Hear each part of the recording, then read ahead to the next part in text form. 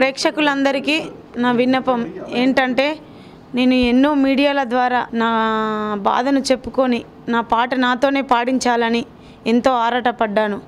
కానీ ఈ విషయం నన్ను మొదటగా రేలారేలకు తీసుకొచ్చి ఆ పాటను ఒక ప్రపంచానికి పరిచయం చేసిన మా సురేష్ సార్ డైరెక్టర్ దీని గురించి గట్టిగా చర్చ తీసుకొని, అమ్మ నువ్వు ఎంతో కష్టపడి తీసుకొచ్చినావు కోమలి, ఈ పాట నువ్వే పాడినావు కాబట్టి నేను శేఖర్ సార్తో నీతో మాట్లాడిపిస్తాను, నువ్వు బాధపడకు, నెక్స్ట్ సినిమాలో అవకాశం ఇస్తాడు తాను అని చెప్పి నన్ను ముందుకు తీసుకొచ్చిండు.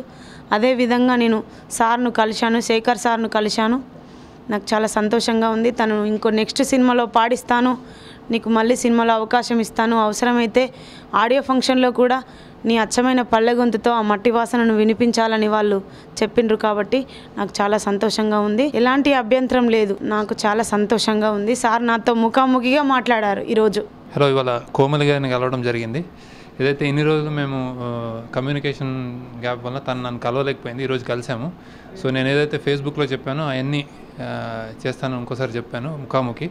సో తను హ్యాపీగా ఉంది. సో ఇట్స్ ఐ థింక్ ఇంతటితో ఈ వివాదానికి ముగింపు పలుకుదామని. All the best Komali. Hi, this is Navdeep and please subscribe to Mirror TV. Thank you. Hi everyone, please subscribe to Mirrors. Hi guys, please subscribe Mirror TV. Hi, this is Pradeep Machraju. Please subscribe to Mirror TV. And please do subscribe to Mirror TV.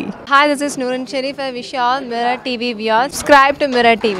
Hello everyone, Namaste. I am Ankita Maharana. Please like, share, subscribe Mirror TV. Thank you. Hello, andarki namaste. Nenu mi Savari Nandu. For a lot of interesting updates, please subscribe to Mirror TV.